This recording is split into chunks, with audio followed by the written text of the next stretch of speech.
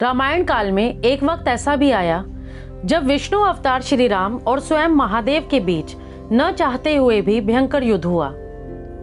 आखिर ये युद्ध क्यों हुआ था और इसका परिणाम क्या निकला था, जानने के लिए हमारे आज के इस वीडियो को शुरू से अंत तक देखते रहिए। नमस्कार दोस्तों, स्वागत है आपका आपके अपने चैनल द इनसाइडर वॉइस में। बात उस समय की है जब श्री राम का अश्वमेध यज्ञ चल रहा था। श्री राम के अनुज शत्रुघ्न के नेतृत्व में असंख्य वीरों की सेना सारे प्रदेश को विजित करती जा रही थी, जहां भी यज्ञ का अश्व जा रहा था। इस क्रम में कई राजाओं के द्वारा यज्ञ का घोड़ा पकड़ा गया, लेकिन अयोध्या की सेना के आगे उन्हें झुकना पड़ा। शत्रुघ्न के अलावा सेना में हनुमान, सुग्रीव और भारत पुत्र पुष्कल सहित कई महारथी उपस्थित थे, जिन्हें जीतना देवताओं के लिए भी संभव नहीं था। कई जगह भ्रमण करने के बाद यज्ञ का घोड़ा देवपुर पहुंचा, जहां वीरमणि का राज्य था। राजा वीरमणि अति धर्मनिष्ठ तथा श्री राम एवं महादेव के अनन्य भक्त थे। उनके दो पुत्र रुक्मागद और शुभगद वीरों में श्रेष्ठ थे। राजा वीरमणि के भाई वीर सिंह भी एक महारथी थे। राजा वीरमणि ने भगवान रुद्र की तपस्या कर उन्हें प्रसन्न किया था और महादेव ने उन्हें उनकी और उनके राज्य की रक्षा का वरदान दिया था। महादेव के द्वारा रक्षित होने के कारण कोई भी उनके राज्य पर आक्रमण करने का साहस नहीं करता था। जब अश्व उनके राज्य में पहुंचा तो राजा वीरमणि के पुत्र रुक्मागद ने उन्हें बंदी बना लिया और अयोध्या के साधारण सैनिकों से कहा, यज्ञ का घोड़ा उनके पास है, इसलिए वे जाकर शत्रुघ्न से कहें कि विधिवत युद्ध कर वो अपना अश्व छुड़ा लें। जब रुक्मागद ने ये सूचना अपने पिता को दी तो वे बड़े चिंतित हुए और अपने पुत्र से कहा कि अनजाने में तुमने श्री राम के यज्ञ का घोड़ा पकड़ लिया है। श्री राम हमारे मित्र हैं और उनसे शत्रुता करने का कोई औचित्य ही नहीं है, इसलिए तुम यज्ञ का घोड़ा वापस लौटाओ। इस बार रुक्मागद ने कहा कि हे पिताश्री, मैंने तो उन्हें युद्ध की चुनौती भी दे दी है, अतः अब उन्हें बिना युद्ध के अश्व लौटाना हमारा और उनका दोनों का अपमान होगा। अब तो जो होगा उसे बदला नहीं जा सकता, इसलिए आप मुझे युद्ध की आज्ञा दें। पुत्र की बात सुनकर वीरमणि ने उसे सेना सुसज्जित करने की आज्ञा दे दी। राजा वीरमणि अपने भाई वीर सिंह और अपने दोनों पुत्र रुक्मागद और शुभागद के साथ विशाल सेना लेकर युद्ध क्षेत्र में आ गए। इधर जब शत्रुघ्न को सूचना मिली कि उनके यज्ञ का घोड़ा बंदी बना लिया गया है, तो वो बहुत क्रोधित हुए एवं अपनी पूरी सेना के साथ युद्ध के लिए युद्ध क्षेत्र में आ गए। उन्होंने पूछा कि उनकी सेना से कौन अश्व को छुड़ाएगा, तो भरत पुत्र पुष्कल ने कहा कि तातश्री, आप चिंता ना करें, आपके आशीर्वाद और श्री राम के प्रताप से मैं आज ही इन सभी योद्धाओं को मारकर अश्व को मुक्त कराता हूँ। वे दोनों इस प्रकार बात कर ही रहे थे कि पवन सुत हनुमान ने कहा कि राजा वीरमणि के राज्य पर आक्रमण करना स्वयं परमपिता ब्रह्मा के लिए भी कठिन है, क्योंकि ये नगरी महाकाल द्वारा रक्षित है। अतः उचित यही होगा कि पहले हमें बातचीत द्वारा राजा वीरमणि को समझाना चाहिए, और अगर हम ना समझा पाए तो हमें श्री राम को सूचित करना चाहिए। राजा वीरमणि श्री राम का बहुत आदर करते हैं और इसलिए वे उनकी बात नहीं टाल पाएंगे। हनुमान की बात सुनकर शत्रुघ्न बोले कि हमारे रहते अगर श्री राम को युद्ध भूमि में आना पड़े तो ये हमारे लिए अत्यंत लज्जा की बात है। अब जो भी हो, हमें युद्ध तो करना ही पड़ेगा। ये कहकर वे सेना सहित युद्ध भूमि में पहुंच गए। भयानक युद्ध छिड़ गया। भरत पुत्र पुष्कल सीधा जाकर राजा वीरमणि से भिड़ गए। दोनों अतुलनीय वीर थे। वे दोनों तरह तरह के शस्त्रों का प्रयोग करते हुए युद्ध करने लगे। हनुमान राजा वीरमणि के भाई महापराक्रमी वीर सिंह से युद्ध करने लगे। रुक्मागद और शुभागद ने शत्रुघ्न पर धावा बोल दिया। पुष्कल और वीरमणि में बड़ा घमासान युद्ध हुआ। अंत में पुष्कल ने वीरमणि पर लगातार बाणों से प्रहार किया। इस वार को राजा वीरमणि सहन नहीं कर पाए और मूर्छित होकर अपने रथ पर गिर पड़े।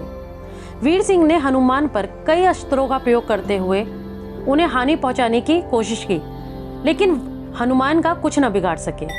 हनुमान ने एक विकट पेड़ से वीर सिंह पर वार किया और इससे वीर सिंह मूर्छित होकर गिर पड़े। उधर शत्रुघ्न और राजा वीरमणि के पुत्रों में असाधारण युद्ध चलता रहा। अंत में कोई चारा न देखकर शत्रुघ्न ने दोनों भाइयों को नागपाश में बांध दिया। अपनी विजय देखकर शत्रुघ्न की सेना के सभी वीर सिंहनाद करने लगे। उधर राजा वीरमणि की मूर्छा दूर हुई तो उन्होंने देखा कि उनकी सेना हार के कगार पर है। ये देखकर उन्होंने भगवान रुद्र का स्मरण किया। महादेव ने अपने भक्त को मुसीबत में जानकर वीरभद्र के नेतृत्व में नंदी, भृंगी आदि सहित सारे गणों को युद्ध क्षेत्र में भेज दिया। महाकाल के सारे अनुचर उनकी जय जयकार करते हुए अयोध्या की सेना पर टूट पड़े। शत्रुघ्न, हनुमान और बाकी योद्धाओं को लगा कि जैसे कोई प्रलय ही आ गई हो। जब उन्होंने भयानक मुख वाले रुद्र अवतार वीरभद्र, नंदी, भृंगी सहित महादेव की सेना देखी तो सारे सैनिक भय से कांप उठे। शत्रुघ्न ने हनुमान से कहा कि जिस वीरभद्र ने दक्ष प्रजापति का मस्तक काट डाला था और जो तेज और समता में स्वयं महाकाल के समान है, भला उसे युद्ध में हम कैसे हरा सकते हैं। ये सुनकर पुष्कल ने कहा कि हे तातश्री, आप दुखी मत हो, अब तो जो भी हो हमें युद्ध तो करना ही पड़ेगा। ये कहता हुआ पुष्कल वीरभद्र से, हनुमान नंदी से और शत्रुघ्न भृंगी से युद्ध करने लगे। पुष्कल ने अपने सारे दिव्य अस्त्रों का प्रयोग वीरभद्र पर कर दिया, लेकिन वीरभद्र ने बात ही बात में उसे काट दिया। उन्होंने पुष्कल से कहा कि हे बालक, अभी तुम्हारी मृत्यु को प्राप्त होने की आयु नहीं है, इसलिए युद्ध क्षेत्र से हट जाओ। उसी समय पुष्कल ने वीरभद्र पर शक्ति से प्रहार किया। इसके बाद वीरभद्र ने क्रोध में थर्राते हुए एक त्रिशूल से पुष्कल का मस्तक काट दिया। उधर भृंगी आदि गणों ने शत्रुघ्न पर भयानक आक्रमण किया। अंत में भृंगी ने महादेव के दिए पाश में शत्रुघ्न को बांध दिया। हनुमान अपनी पूरी शक्ति से नंदी से युद्ध कर रहे थे। उन दोनों में ऐसा युद्ध किया जैसे पहले कभी किसी ने नहीं किया होगा। दोनों श्री राम के भक्त थे और महादेव के तेज से उत्पन्न हुए थे। काफी देर लड़ने के बाद कोई और उपाय न देखकर नंदी ने शिवास्त्र के प्रयोग कर हनुमान को पराभूत कर दिया। अयोध्या की सेना की हार देखकर राजा वीरमणि की सेना में जबरदस्त उत्साह आ गया और वे बाकी बचे सैनिकों पर टूट पड़े। ये देखकर हनुमान ने शत्रुघ्न से कहा कि मैंने आपसे पहले ही कहा था कि ये नगरी महाकाल द्वारा रक्षित है, लेकिन आपने मेरी बात नहीं मानी। अब इस संकट से बचाव का एक ही उपाय है कि हम सब श्री राम को याद करें।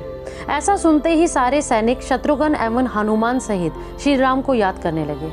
अपने भक्तों की पुकार सुनकर श्री राम तत्काल ही लक्ष्मण और भरत के साथ वहां आ गए। अपने प्रभु को आया देख सभी हर्षित हो गए एवं सबको ये विश्वास हो गया कि हमारी विजय निश्चित है। श्री राम के आने पर जैसे पूरी सेना में प्राण का संचार हो गया। श्री राम ने सबसे पहले शत्रुघ्न को मुक्त कराया और उधर लक्ष्मण ने हनुमान को मुक्त करा दिया। जब श्री राम, लक्ष्मण और भरत ने देखा कि पुष्कल की मृत्यु हो चुकी है तो उन्हें बड़ा दुख हुआ। शोक में भरत तो मूर्छित ही हो गए। श्री राम ने क्रोध में आकर वीरभद्र से कहा कि तुमने जिस प्रकार पुष्कल का वध किया है उसी प्रकार अब अपने जीवन का भी अंत ही समझो। ऐसा कहते हुए श्री राम ने सारी सेना के साथ शिवगणों पर धावा बोल दिया। जल्द ही उन्हें ये बात पता चल गई कि शिवगणों पर साधारण अस्त्र बेकार हैं, इसलिए उन्होंने महर्षि विश्वामित्र द्वारा प्रदान किए दिव्य अस्त्रों से वीरभद्र और नंदी सहित सारी सेना को परास्त कर दिया। तब सारे गणों ने महादेव का आवाहन शुरू कर दिया। जब महादेव ने देखा कि उनकी सेना बड़े कष्ट में है तो वे स्वयं युद्ध क्षेत्र में प्रकट हो गए। इस अद्भुत दृश्य को देखने के लिए परमपिता ब्रह्मा सहित देवता आकाश में स्थित हो गए।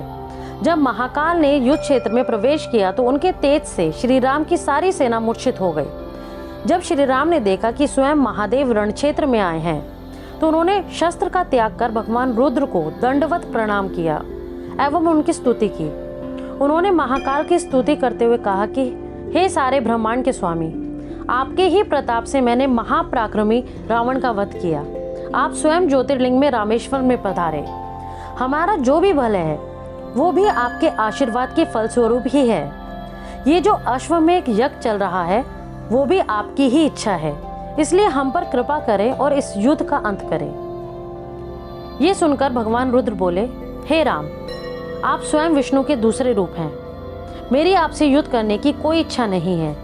फिर भी चूंकि मैंने अपने भक्त वीरमणि को उसकी रक्षा का वरदान दिया है, इसलिए मैं इस युद्ध से पीछे नहीं हट सकता। अतः संकोच छोड़कर आप युद्ध करें। श्री राम ने इसे महाकाल की आज्ञा मानकर युद्ध करना आरंभ कर दिया। दोनों में महान युद्ध छिड़ गया, जिसे देखने देवता लोग आकाश में स्थित हो गए। श्री राम ने अपने सारे दिव्य अस्त्रों का प्रयोग महाकाल पर कर दिया, पर उन्हें संतुष्ट नहीं कर सके। अंत में उन्होंने पाशुपात्र अस्त्र निकाल लिया और भगवान शिव से बोले, हे प्रभु, आपने ही मुझे ये वरदान दिया है कि आपके द्वारा प्रदत्त इस अस्त्र से त्रिलोक में कोई पराजित हुए बिना नहीं रह सकता।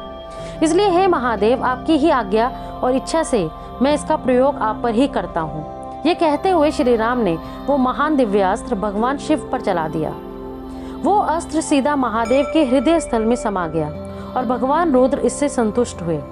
उन्होंने प्रसन्नता पूर्वक श्री राम से कहा कि आपने युद्ध में मुझे संतुष्ट किया है, इसलिए जो इच्छा हो वर मांग लो। इस पर श्री राम ने कहा कि हे भगवान, यहाँ इस युद्ध क्षेत्र में भ्राता भरत के पुत्र पुष्कल के साथ असंख्य योद्धा वीर गति को प्राप्त हो गए हैं, उन्हें कृपा जीवन दान दीजिए। महादेव ने मुस्कुराते हुए तथास्तु कहा और पुष्कल समेत दोनों ओर के सारे योद्धाओं को जीवित कर दिया। इसके बाद उनकी आज्ञा से राजा वीरमणि ने यज्ञ का घोड़ा श्री राम को लौटा दिया और अपना राज्य रुक्मानंद को सौंपकर वे शत्रुघ्न के साथ आगे बढ़ गए। आशा करती हूँ आप सभी को आज की ये वीडियो पसंद आई होगी। तो फिर मिलते हैं हमारी अगली वीडियो में, तब तक के लिए नमस्कार।